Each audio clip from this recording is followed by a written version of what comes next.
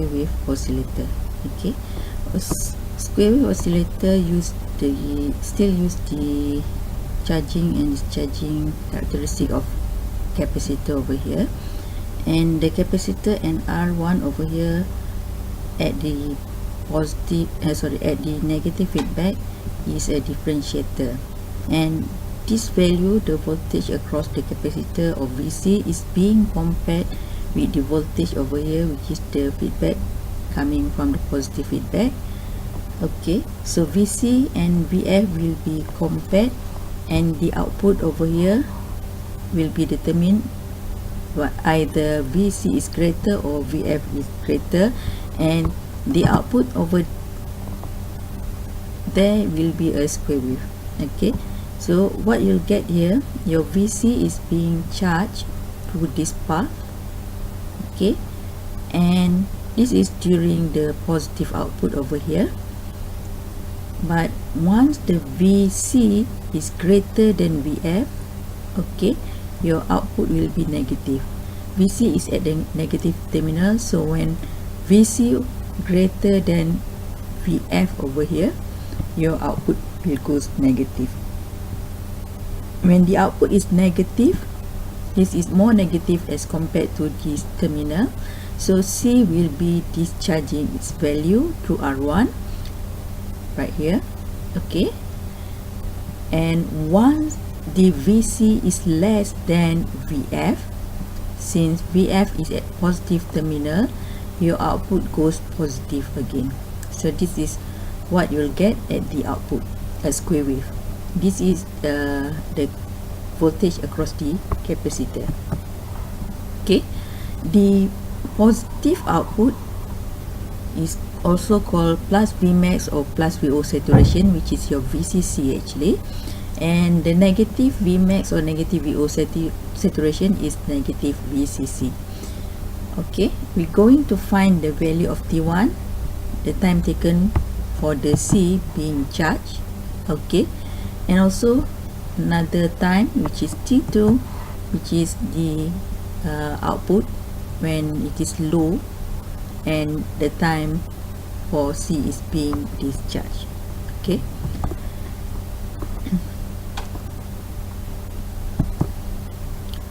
so if you look again, how does we get the output just now, square wave? When V out is positive, C is being charged through this path. Okay, your VC will be compared with VF, so we're going to find what is the voltage over here, which is the VF. Okay, so VC is being compared with VF. If VC is greater than VF, output will go negative. When the output is negative, okay, we have a negative output, and we'll have another value of VF, and C will be compared with this. So it is like a Smith trigger where you compare your input with two values, upper threshold and lower threshold. Okay, so now we look at when the output is positive. Okay, when the output is positive, which is this one, okay, your VF will be simply using the voltage divider, V out multiplied with R3 over R2 plus R3 over here. Okay, or I can write down is plus VO set R3 over R2 plus R3 over here, and this is the upper threshold point. Okay, so I simplified by saying that it is just beta VO set or beta Vmax or equals to beta VCC. Okay, so my beta is actually R3 over R3 plus R2, just to simplify this equation. Okay, and now when V out is negative Vmax, okay, when V out is negative Vmax, this is negative value. Okay, this is more positive, so C will be discharging through this path. Okay, and VF right here is your lower threshold point. It will be VO multiplied with R3 over R2 plus R3, and this is your lower threshold point, equals to minus beta VO set, or minus beta max, or minus beta VCC. Remember, your beta is just the ratio of R3 over the whole R2 plus R3, just to simplify the equation. Okay, so now the output just now what we'll get is this. Okay, during high time, capacitor is being charged. During low time at the output, C is being discharged. So we have two time constant, T1 during the charging time or during the output is high, and T2 is during the negative output or low output, and C is being discharged. Your T1 is actually this one. This is the path taken for the C being charged. So your T1 will be simply R1 C multiply with C. Okay, and for T2, the capacitor is being discharged during the negative output. So this is also the path. So your T2 is also R1 multiply with C.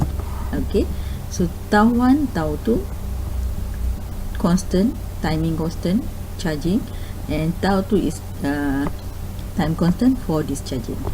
Okay, so if we look closely at the capacitor being charged, this is the voltage across the capacitor.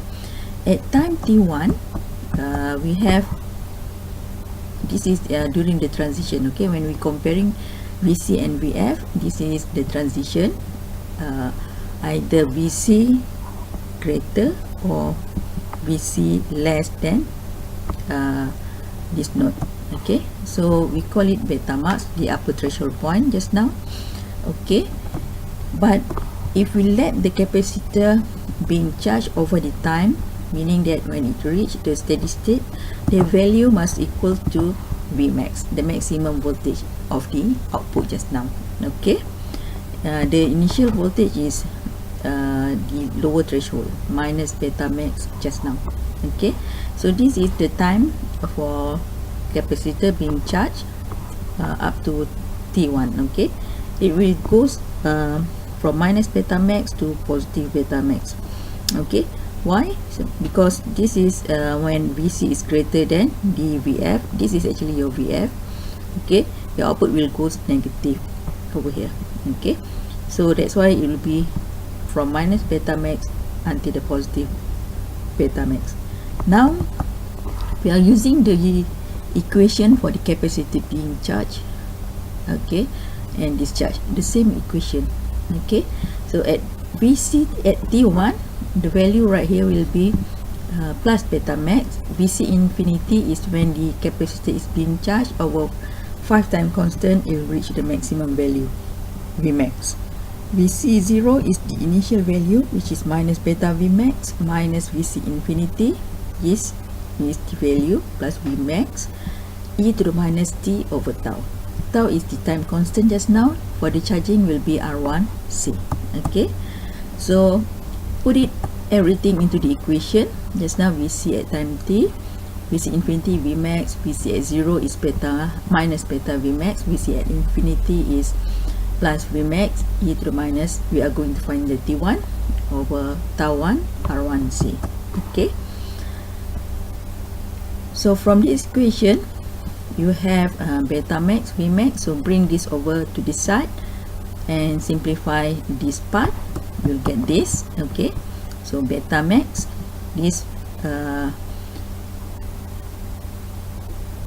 okay, I just rearrange the equation actually, plus beta max, okay, minus Vmax, you bring it over here, this is minus beta max, minus plus, because this is minus, it will be minus Vmax e to minus T1 over R1C. Okay, we are going to find the e to the minus T1 over R1C. So you have Vmax, Vmax, Vmax, Vmax, all cancel out, so you just left with beta minus 1 minus beta plus 1 e to the minus T1 over R1C, or it is simply 1 minus beta equals to 1 plus beta e to the minus T1 over R1C. I just change the value minus over here to positive, so it will be 1 minus beta over here instead of beta minus 1. Okay, so e to the minus t1 over r1c will be 1 minus beta over 1 plus beta, or this is minus negative value, so I can change it to positive, so it will be 1 plus beta over 1 minus beta, and then take natural log on both sides. Okay, this natural log of this, natural log of this, and it will produce t1 over r1c. This is from this, and it will be natural log 1 plus beta over 1 minus beta. So my time t1 will be simply r1c, which is tau 1, natural log 1 over beta, 1 plus beta over 1 minus beta. Okay, so that is for the charging time. So now we look at the discharging time. It will look like this. Okay, so this is your initial value plus beta max. Okay, when it is discharging, if you let it to be discharging over the time, you will reach the minus Vmax. Okay, but it won't reach that value because we are comparing with the minus beta Vmax, which is your Vf just now. When your Vc is less than minus beta Vmax, your output will go positive again. So that's why it will reach up until here, and after that will continue your output. Okay, but this is your Vc. So using the similar technique in finding T1, we'll get this. Okay, and if you notice this equation, T2 equals to R1C, natural log of 1 plus beta, this is the similar equation with T1. Why? This is because the capacitor just now is being charged and discharged through the same resistor R1. Okay, so for the time taken or for one cycle or one period, it will be T1 plus T2. Just add up those two, so it will be 2 R1C, natural log of 1 plus beta over 1 minus beta. That is your time for one cycle. Okay, remember beta just now is R3 over R3 plus R2, so just plug in this beta into this equation, so you'll get 2 R1C natural log of R2 plus 2 R3 over R2, and frequency is 1 over T, will be simply 1 over 2RC natural log of 1 plus beta over 1 minus beta. So this is the frequency of oscillation for your output, which is a square wave.